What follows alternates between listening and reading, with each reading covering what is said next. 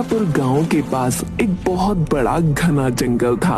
वो जंगल एकमात्र ऐसा रास्ता था जहां से शहर आया जाया जा सकता था, पर कुछ समय से वहां से आने जाने वाले लोग रहस्यमय तरीके से मरने लगे थे। अरे चंदन, तूने सुना? चंदनपुर गांव का जुगनू पिछले 4 दिन पहले शहर गया था, पर उसका अभी तक कोई ठिकाना ही नहीं है। हाँ, आजकल तो जंगल में कोई भी जाता वापस फिर नहीं आता। अब जाने कौन सी आफत आने वाली है। ऐसा तो नहीं कि जंगल में कोई जंगली जानवर आ गया है? अरे हाँ भाई, वैसे भी आजकल जंगल में बहुत सी अजीब अजीब तरह की आवाज आती है। पर क्या करें भाई, शहर आने जाने का सिर्फ एक ही तो रास्ता है। एक दिन रतन अपनी साइकिल से शहर अपने काम पर जा रहा था। बस किसी तरह जंगल का रास्ता निकल जाए, जल्दी चल रतन, जल्दी। तभी उसे एक जंगली जानवर की आवाज सुनाई दी। हे भगवान, इतनी खतरनाक आवाज! यह कौन सा नया जानवर आ गया है इस जंगल में? चल रतन बेटा, चल, जल्दी जल्दी जंगल से बाहर निकल ले। फिर रतन अपनी साइकिल को और तेज चलाकर जाने लगता है, पर अचानक उसकी साइकिल की चेन उतर जाती है। वो साइकिल को ठीक करने के लिए उतरता है। अब जल्दी जल्दी साइकिल को ठीक कर लेता हूँ, नहीं तो जाने वाला जानवर मेरा क्या हाल करेगा। वो साइकिल को ठीक करता है। उसी वक्त पीछे से कोई आकर पकड़कर उसके कंधे से उसका सारा खून पी जाता है। पास से बसंत और चंदन गुजरती हैं। रतन को देखकर बसंत और चंदन रतन के पास जाते हैं। अरे भाई, ये तो रतन है ना? हे भगवान, उस जानवर ने इसे भी मार डाला। फिर दोनों उसे उठाकर गांव ले जाते।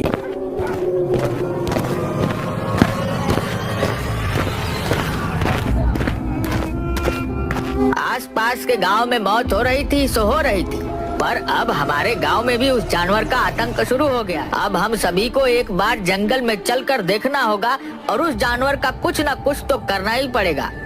गांव में मातम का माहौल छा जाता है।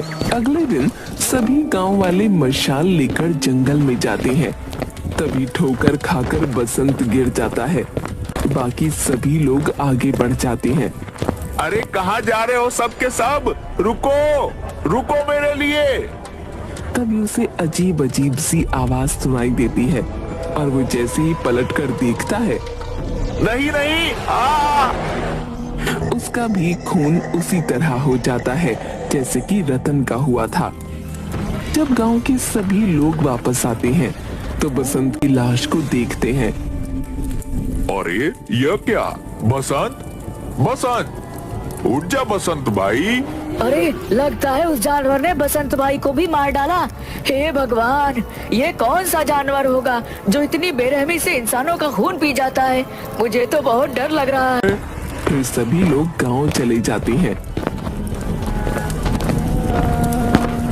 सब लोग गांव की चौपाल पर बैठकर बातें कर रहे होते हैं। मुखिया जी, अब तो हमारे गांव में भी मौतें होना शुरू हो गई हैं। हाँ भाई, अब तो कुछ करना ही पड़ेगा, पर जब तक कोई रास्ता ना निकले तब तक जितना हो सके उस जंगल के रास्ते में मत जाना।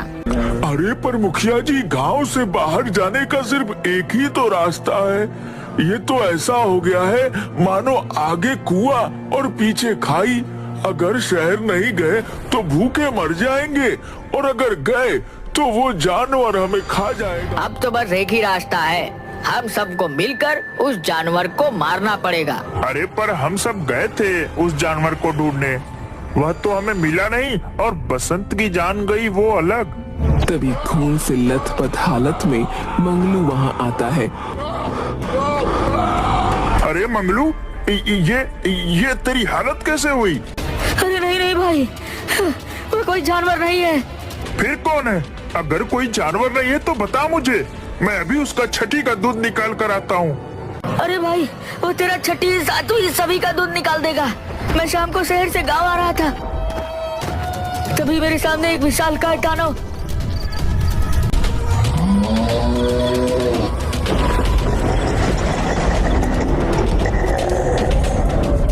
नहीं नहीं, क्या कहूँ उसे मैं? मुझे तो कुछ समझ नहीं आ रहा। उसका सर इंसान का और शरीर जानवर का। उसके लंबे लंबे दांत, उन्हीं दांतों से वह इंसानों का खून पी जाता है। उसने मुझे पकड़ लिया और इतना कस कर पकड़ा कि मैंने खुद को बचाने के लिए मेरी पूरी ताकत लगा दी थी। फिर भी मैं उसके चंगुल से बच नहीं पाया। पर पता नहीं कोई चमत्कार कहूँ या कैसे कहूँ, क्या कहूँ, मैं जैसे तैसे बचकर वहाँ से निकल आया हूँ। वह बहुत ही ताकतवर था, हाँ बहुत ही ज्यादा ताकतवर। तभी वहाँ पर एक पागल औरत आ जाती है जो चिल्लाती है, वो आ गया, वो फिर से आ गया, अब तुम सबको मार डालेगा, हम में से किसी को नहीं छोड़ेगा, कोई नहीं बचेगा, वो किसी को नहीं छोड़ेगा। हाँ तुम सब मरोगे, सबके सब मरोगे। ऐसा कहकर वहाँ से वो जाने लगती है और जोर जोर से हंसने लगती है। गांव में किसी को भी कुछ समझ नहीं आता। भाइयों, मेरा मत यह है कि गांव में से 4-5 लोग साथ में शहर जाकर जरूरत का सारा सामान ले आए और फिर उस रास्ते से कोई भी नहीं। हाँ हाँ मुखिया जी, मुझे भी आपका सुझाव बहुत अच्छा लगा, बिल्कुल अच्छा। हाँ हाँ, हम लोग बिल्कुल ऐसा ही करेंगे। फिर गांव के कुछ लोग मिलकर जंगल पार करके शहर जाने लगते हैं। कोई भी अलग नहीं होगा और सभी लोग अपने हाथों में मशाले ले लो। सभी जंगल तक पहुंच जाते हैं। जय हनुमान ज्ञान गुण सागर, जय कपीस तिहु लोको उजागर, रामदूत अतुलित बलदामा, अंजनी पुत्र पवन सुत नामा। शाम तक सभी लोग 1 महीने का जरूरी सामान लेकर गांव फिर आने लगते हैं। आते समय सभी लोगों के सामने एक विशाल काय आदि मानव आकर खड़ा हो जाता है। अरे भाई, लगता है कि ये वही आदि मानव है जिसके बारे में मंगलू ने बताया था, जो सबका खून पी जाता है। अब हमें भी खा जाएगा। अरे घबराओ मत तुम सब, मैं हूँ ना, मैं देखता हूँ कि यह आदि मानव हम सब का क्या बिगाड़ेगा। तभी वो आदि मानव एक आदमी को पकड़ लेता है और उसका खून पीने लगता है। बाकी सभी लोग उस पर पत्थर मारने लगते हैं। छोड़ छोड़, उसे छोड़। वो आदि मानव और भी ज्यादा गुस्से में आ जाता है। उसने जिस आदमी को पकड़ रखा था उसे वो दूर पेड़ के पास फेंक देता है। अरे चंदन भाई, अब हम क्या करें? यह आदि मानव तो और भी ज्यादा गुस्सा हो गया है। अब यह हमें से किसी को भी नहीं छोड़ेगा। अब तो हम सभी गए। और उन सभी के पास आने लगता है। वो आदि मानव सबके पास जा रहा था पर चंदन से डर रहा था। अरे ये आदि मानव मेरे पास क्यों नहीं आ रहा?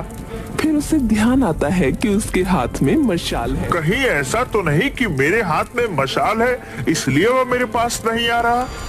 कहीं ऐसा तो नहीं कि ये आदि मानव आग से डरता हो?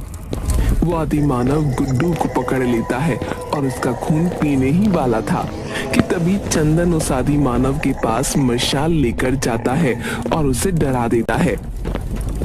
सभी लोग वहाँ से गांव में भाग जाते हैं। गांव जाकर सभी गांव वालों को सारी बातें बताते हैं। पर चंदन भाई, मुझे एक बात समझ नहीं आई कि वह आदि मानव हम सबको पकड़ रहा था पर आपसे क्यों डर रहा था?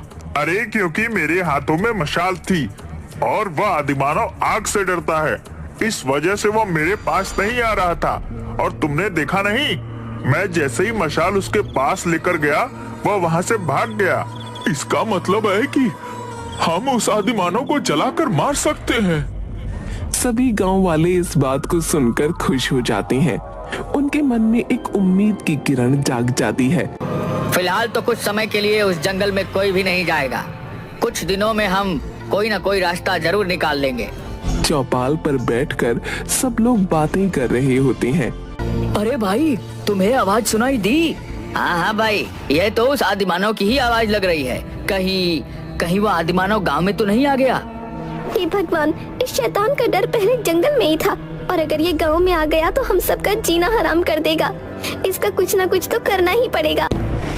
तभी जोर जोर से जमीन पर पैर रखते हुए आदि मानव गांव में आ जाता है। अरे भागो भागो, सभी अपने घरों में जाकर छुप जाओ। सभी गांव वाले अपने अपने घरों में छुप जाते हैं पर और वो आदि मानव अब गांव के जानवरों को खाने लगता है और सुबह होते ही गांव से चला जाता है। मुखिया जी, अब तो इस आदि मानव का कुछ ना कुछ करना ही पड़ेगा, नहीं तो हम में से कोई भी जिंदा नहीं बचेगा। हाँ हाँ, तुम बिल्कुल सही कह रहे हो। अब वह हम में से किसी को भी नहीं छोड़ेगा। अरे गांव वालों, कब तक इस आदि मानव से भागोगे? एक दिन यह हम सबको खा लेगा। तभी एक पागल औरत वहाँ आ जाती है। सही कह रहा है ये, कब तक भागोगे उस आदि मानव से? वर्षों पहले वो मेरे पिंकू को भी खा गया था। पर उस आदि मानव को हम मारेंगे कैसे? वो आग से डरता है। हाँ, उसे किसी तरह से आग से जला सकते हैं। फिर वो पागल औरत सभी गांव वालों को तरकीब बताती है। फिर सभी लोग मिलकर एक गड्ढा खोदने लगते हैं। सभी लोग गड्ढा खोद लेते हैं और उस पर घास डालकर उसे ढक देते हैं। तभी फिर से आदि मानव गुर्राते हुए गांव में आता है। तभी गांव वाले इधर उधर भागने लगते हैं। फिर चंदन उस आदि मानव को और गुस्सा दिलाने के लिए उस पर पत्थर मारने लगता है और चंदन को देखकर सभी गांव वाले उस आदि मानव पर पत्थर फेंकने लगते हैं। वो आदि मानव चंदन को पकड़ने के लिए आगे बढ़ता है। तभी वो आदि मानव उस बड़े से गड्ढे में गिर जाता है। उस गड्ढे में वो आदि मानव जोर जोर से गुर्राने लगता है। फिर चंदन उस गड्ढे में मिट्टी का तेल डालकर आग लगा देता है और वो आदि मानव तड़प तड़प कर उसी गड्ढे में जलकर राख हो जाता है।